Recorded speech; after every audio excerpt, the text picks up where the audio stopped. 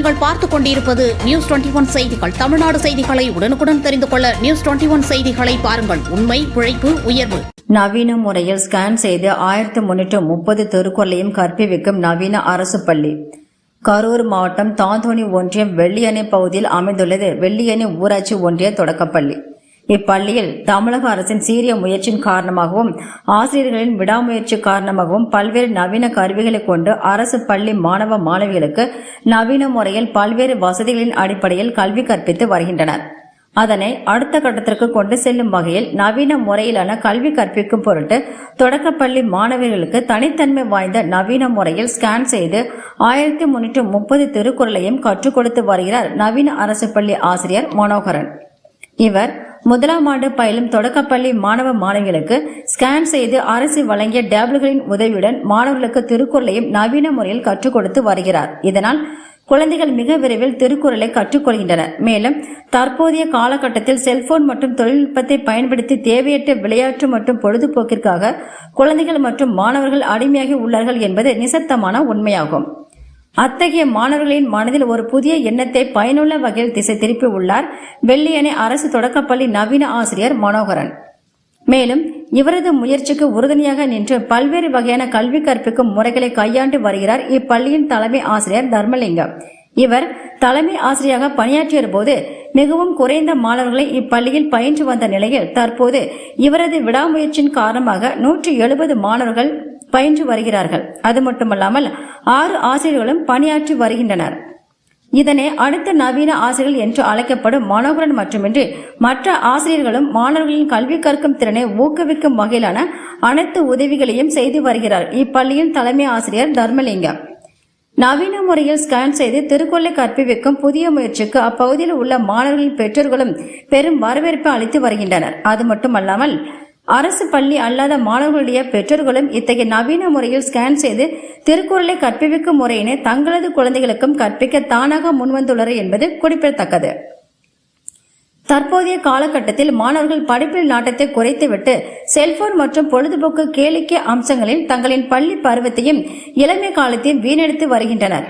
இதற்கு இடையில் நவீன தொழில்நுட்பத்தை பயன்படுத்தி தொடக்க பள்ளியிலேயே பிஞ்சுகளின் மனதில் தொழில்நுட்பத்தை மிகவும் சிறந்த முறையில் கல்விக்காக பயன்படுத்தும் இந்த நவீன ஸ்கேன் முறையை மேம்படுத்திய அரசு பள்ளி ஆசிரியர் மனோகரன் மற்றும் தலைமை ஆசிரியர் தர்மலிங்கம் போன்ற புதுமை வாய்ந்த தனித்தன்மையான ஆசிரியர்கள் வருங்கால தலைமுறையினருக்கு ஒரு மிகச்சிறந்த நல்லாசிரியர்கள் என்றாலும் அது மிகையல்ல.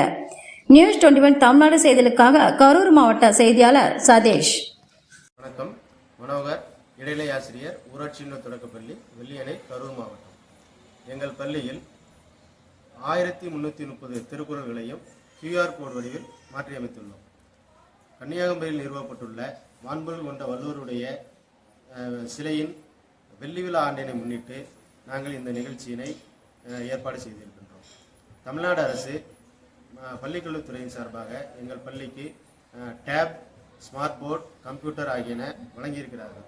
இந்த கருவிகளை புதுமையாக நாங்கள் பயன்படுத்தும் பொருட்டு இந்த திருக்குறளினை 1330 திருக்குறளையும் QR கோடு வடிவில் மாற்றியமைத்துள்ளோம். மாணவர்களுக்கு இந்த திருக்குறளை மனப்பாடம் செய்வதற்காக முதலில் ஒரு 10 திருக்குறள்களை அவர்களுக்கு QR கோடு வடிவில் கொடுத்திருந்தோம். பின்னர் மாணவர்கள் ஆர்வமுடன் 10 திருக்குறளையும் மனப்பாடம் செய்து வந்திருந்தனர்.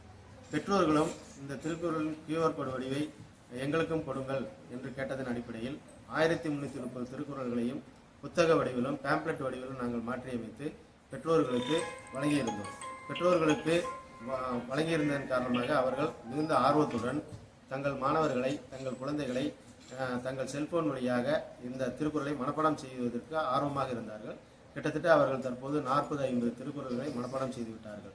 கிட்டத்தட்ட 1330 திருக்குறள்களையும் நாங்கள் இந்த முறையில் மாணவர்களை மனப்பாடம் செய்வதற்கு தயார் செய்து வருகின்றோம். இன்னும் ஓராண்டுகளில் 1330 திருக்குறளையும் மனப்பாடமாக சொல்லக்கூடிய மாணவர்களை எங்கள் பள்ளியின் சார்பாக உருவாக்குவதற்கு நாங்கள் தயாராக இருக்கின்றோம்.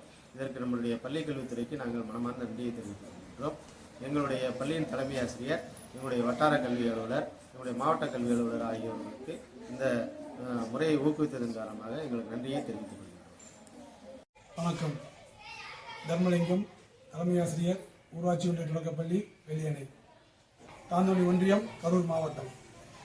எங்கள் பள்ளியில் வள்ளுவர் ஆண்டை முன்னிட்டு மாணவர்களுக்கு திருக்குறளை எளிய முறையில் கற்றுத்தரும் நோக்கில் QR கோட் வழிமுறை செய்யப்பட்டு ஒவ்வொரு திருக்குறளுக்கும் ஒவ்வொரு QR கோட் என்ற முறையிலே டவுன்லோட் செய்து 1330 திருக்குறளுக்கும் 1330 QR கோட் டவுன்லோட் செய்து மாணவர்களுக்கு வழங்கி அதன் மூலமாக மொபைல் மூலமாகவோ டேப் மூலமாகவோ அதை ஸ்கேன் செய்து மாணவர்களுக்கு வழங்கி எளிய முறையில் திருக்குறளை கற்றுத்தரும் நோக்கிலே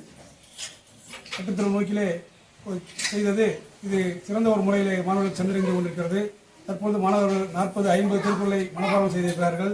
இது மாணவர்களுக்கு மட்டுமல்லாமல் பெற்றோரிடமும் எடுத்துச் செல்லப்பட்டு அவர்களும் QR கோட் முறையை மொபைல் போனில் ஸ்கேன் செய்து எளிய முறையில் மாணவர்களுக்கு திருக்குறளை கற்று தந்து கொண்டிருக்கின்றார்கள். இது QR கோட் என்பது எளிய முறையில் மாணவர்கள் கற்றுத்தருவதற்கான ஒரு எளிய வழிமுறையாகும். இது சிறந்த முறையில் இது திருக்குறளை மாணவர்கள் மனப்பாடம் செய்வதற்கும் பாடங்களை படிப்பதற்கும் பொருள்களை புரிந்து கொள்வதற்கும் சிறப்பாக அமைகிறது. இது அனைத்து இடங்களிலும் இதை கொண்டு செல்ல நாங்கள் முயற்சி செய்து கொண்டிருக்கின்றோம். நன்றி, வணக்கம். என் பேர் அமுதக்கண்ணன். நான் 5ஆவது வகுப்பு படிக்கிறேன்.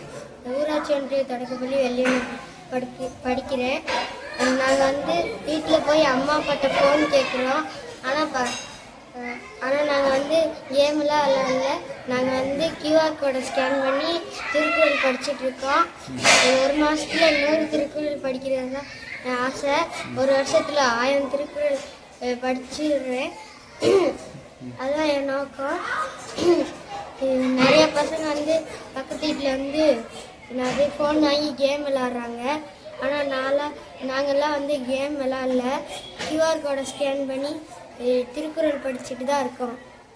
திண்டுக்கல் மாவட்டம் கன்னிவாடி வனச்சரக எல்லைக்குட்பட்ட பன்றிமலை கிராமம் சோலைக்காடு பகுதியில் 3 சரகு மான்கள் மற்றும் ஒரு காட்டுப்பூனையை வேட்டையாடி கரியாக வெட்டி புல்லாவெளியில் இருந்து சித்தரேவு செல்லும் சாலையில் வாகனத்தில் எடுத்து சென்று கொண்டிருந்த 3 நபர்களை வன பணியாளர்கள் மடக்கி பிடித்து அவர்களை கன்னிவாடி வனச்சரக அலுவலகம் அழைத்து வந்து விசாரணை மேற்கொண்ட போது 3 நபர்களும் நாமக்கல் மாவட்டத்தை சேர்ந்த ராஜமாணிக்கம், ரவிச்சந்திரன், சதீஷ் என்பது தெரிய வந்தது. அதனைத் தொடர்ந்து வனத்துறையினர் 3 நபர்கள் மீதும் வன உயிரின குற்ற வழக்கு பதிவு செய்து விசாரணை மேற்கொண்டு வருகின்றனர். நியூஸ் 21 செய்திகளுக்காக திண்டுக்கல் ஆத்தூர் செய்தியாளர் BS பக்ருதீன். கரூர் மாவட்டம் கொளித்தலை அருகே சிவாலயத்தில் தமிழ்நாடு நுகர்வோர் வாணிப கழகத்தின் சார்பில் வட்ட செயல்முறை கிடங்கு செயல்பட்டு வருகிறது.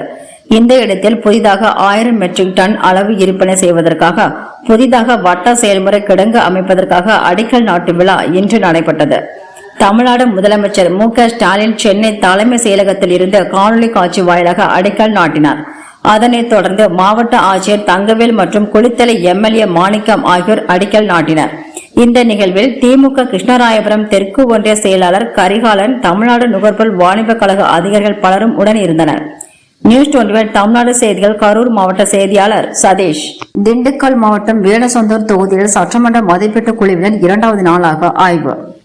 தமிழ்நாடு சட்டமன்ற பேரவை மதிப்பீட்டு குழு தலைவரும் வேடசந்தூர் MLAவுமான காந்திராஜன் தலைமையில் மதிப்பீட்டு குழுவினர் திண்டுக்கல் மாவட்டத்தில் இன்று 2வது நாளாக ஆய்வு செய்தனர். இதில் வடமதுரை ஊராட்சி ஒன்றியம், குளத்தூர் ஊராட்சியில் தடுப்பணை கட்டுமான பணிகள் மற்றும் பாலம் கட்டுமான பணிகள், அயோத்திதாசர் திட்டத்தின் கீழ் கட்டப்பட்டு வரும் திருமண மண்டபம் கட்டுமான பணிகள், ஏரியோடு நெடுஞ்சாலைத்துறை அலுவலகம் மற்றும் பயணியர் விடுதி, வேடசந்தூர் பேருந்து நிலைய கட்டுமான பணிகள் மற்றும் உழவர் சந்தையை ஆய்வு செய்தனர். அப்போது மேற்கொள்ளப்பட வேண்டிய பணிகள் குறித்து அதிகாரிகளுக்கும் ஆலோசனைகள் வழங்கப்பட்டது. இதில் திண்டுக்கல் மாவட்ட ஆட்சியர் சரவணன் மற்றும் தமிழக சட்டப்பேரவை மதிப்பீட்டு குழு உறுப்பினர்கள் மற்றும் பல்வேறு அரசு துறை அதிகாரிகள் கலந்து கொண்டனர். தமிழ்நாடு முதலமைச்சர் அரசுமுறை பயணமாக நலத்திட்ட உதவிகள் வழங்க கடலூர் மாவட்டத்திற்கு வருகை தந்தார். அப்போது நெய்வேலியில் மாற்றுத்திறனாளிகள் சந்தித்து கோரிக்கை மனு அளித்தனர்.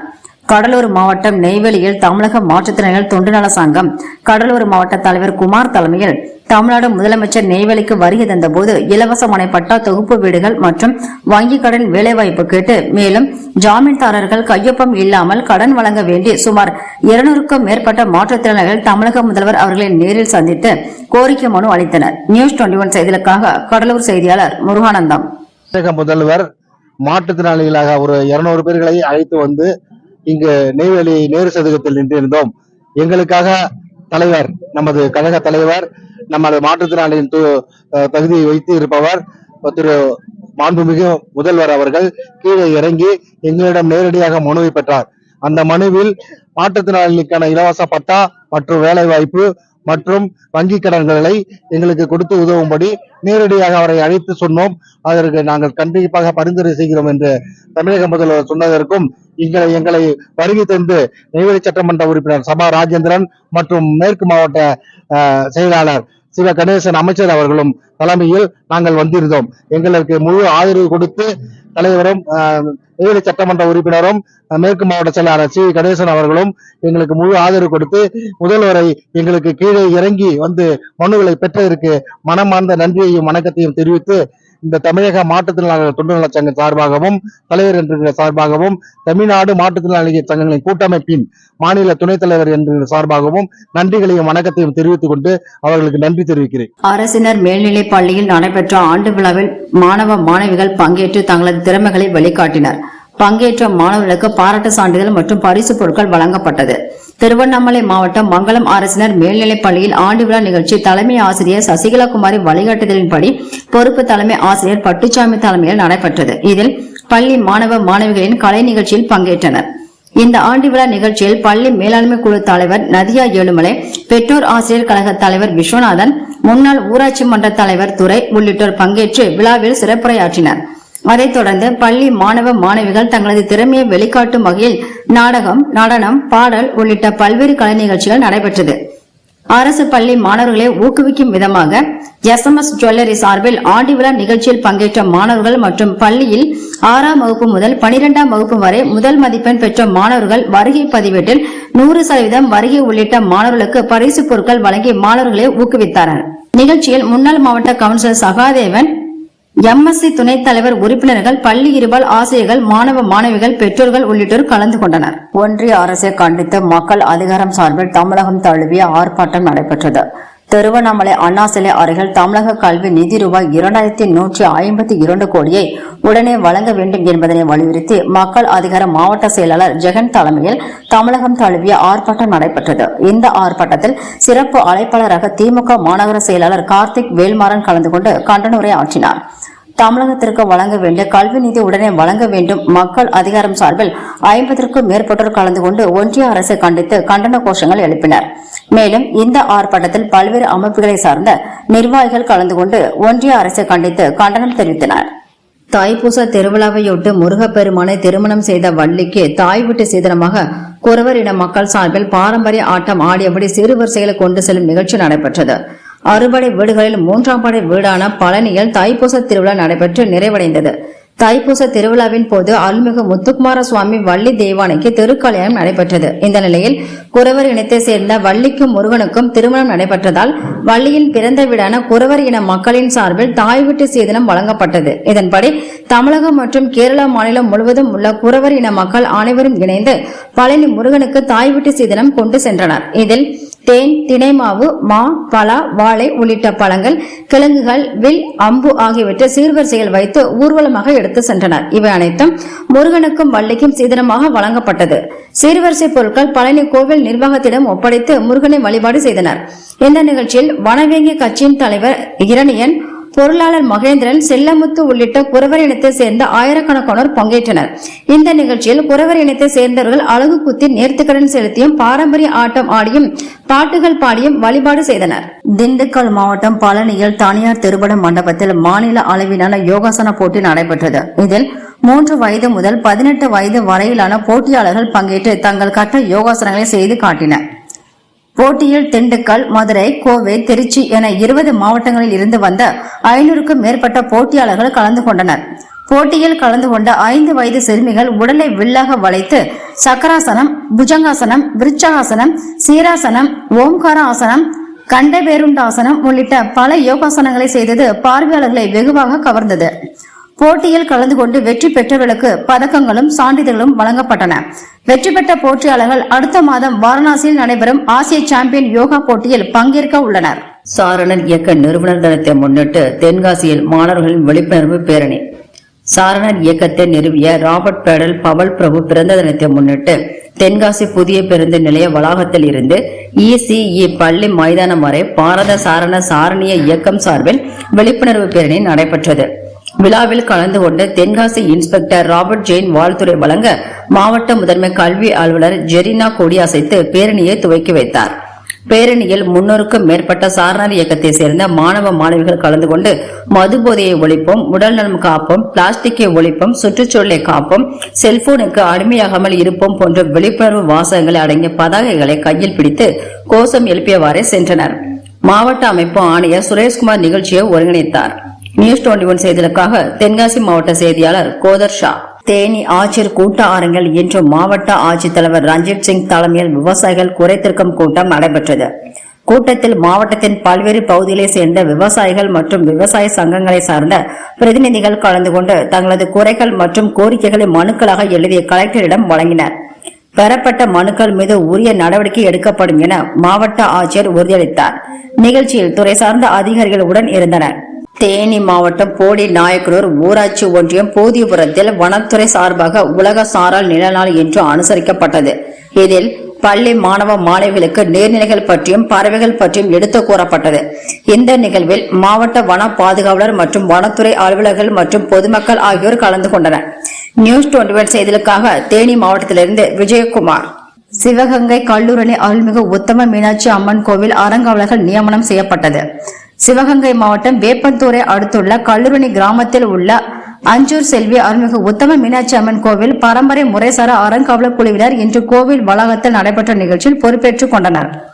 கூட்டுறவுத்துறை அமைச்சர் KR பெரிய கருப்பன் பரிந்துரைப்பின் பேரில் திமுக தலைமை பொதுக்குழு உறுப்பினர் அறங்காவலர் ஜெயமூர்த்தி, சிவகங்கை மாவட்ட இந்து சமய அறநிலையத்துறை உதவி ஆணையர் கவிதா, ஆய்வாளர் இசக்கியம்மாள் ஆகியோரது முன்னிலையில் நடைபெற்றது. இந்த நிகழ்ச்சியில் அறங்காவலராக மொத்தம் 5 நபர்கள் பொறுப்பேற்றுக் கொண்டனர். அதில் சரகநேந்தர் ஐயனார், கீழக்கோட்டை கல்லூரணி திருமதி செல்வம், வேப்பத்தூர் அக்ரஹாரம் கிருஷ்ணன், கானூர் வடக்கு தெரு செல்வவிநாயகம் மற்றும் மானாமதுரை கிழக்கு ஒன்றிய இளைஞரணி கல்லூரணி கணேசன் ஆகியோர் முறைப்படி உறுதிமொழி எடுத்துக்கொண்டு அறங்காவலராக பொறுப்பேற்றனர். பின்னர் அறங்காவலர் AR ஜெயமூர்த்தி, உதவி ஆணையர், ஆய்வாளர் மற்றும் கிராம பொதுமக்கள் முன்னிலையில் நடைபெற்ற தலைவர் தேர்தல் அதிக ஆதரவை பெற்று NHVS கிருஷ்ணன் என்பவரை ஒருமனதாக தேர்வு செய்யப்பட்டதை தொடர்ந்து கோவில் அறங்காவலர்கள் குழு தலைவராக தேர்வு செய்யப்பட்டார். நியூஸ் 21 செய்திகளுக்காக தினேஷ்குமார். சிவகங்கை கல்லூரணி அருள்மிகு உத்தம மீனாட்சி அம்மன் கோவில் அறங்காவலர்கள் நியமனம் செய்யப்பட்டது. சிவகங்கை மாவட்டம் வேப்பந்தூரை அடுத்துள்ள கல்லூரணி கிராமத்தில் உள்ள அஞ்சூர் செல்வி அருள்மிகு உத்தம மீனாட்சி அம்மன் கோவில் பரம்பரை முறைசாரா அறங்காவலர் குழுவினர் இன்று கோவில் வளாகத்தில் நடைபெற்ற நிகழ்ச்சியில் பொறுப்பேற்றுக் கொண்டனர். கூட்டுறவுத்துறை அமைச்சர் KR பெரிய கருப்பன் பரிந்துரைப்பின் பேரில் திமுக தலைமை பொதுக்குழு உறுப்பினர் அறங்காவலர் ஜெயமூர்த்தி, சிவகங்கை மாவட்ட இந்து சமய அறநிலையத்துறை உதவி ஆணையர் கவிதா, ஆய்வாளர் இசக்கியம்மாள் ஆகியோரது முன்னிலையில் நடைபெற்றது. இந்த நிகழ்ச்சியில் அறங்காவலராக மொத்தம் 5 நபர்கள் பொறுப்பேற்றுக் கொண்டனர். அதில் சரகநேந்தர் ஐயனார், கீழக்கோட்டை கல்லூரணி திருமதி செல்வம், வேப்பத்தூர் அக்ரஹாரம் கிருஷ்ணன், கானூர் வடக்கு தெரு செல்வவிநாயகம் மற்றும் மானாமதுரை கிழக்கு ஒன்றிய இளைஞரணி கல்லூரணி கணேசன் ஆகியோர் முறைப்படி உறுதிமொழி எடுத்துக்கொண்டு அறங்காவலராக பொறுப்பேற்றனர். பின்னர் அறங்காவலர் AR ஜெயமூர்த்தி, உதவி ஆணையர், ஆய்வாளர் மற்றும் கிராம பொதுமக்கள் முன்னிலையில் நடைபெற்ற தலைவர் தேர்தல் அதிக ஆதரவை பெற்று NHVS கிருஷ்ணன் என்பவரை ஒருமனதாக தேர்வு செய்யப்பட்டதை தொடர்ந்து கோவில் அறங்காவலர்கள் குழு தலைவராக தேர்வு செய்யப்பட்டார். நியூஸ் 21 செய்திகளுக்காக தினேஷ்குமார்.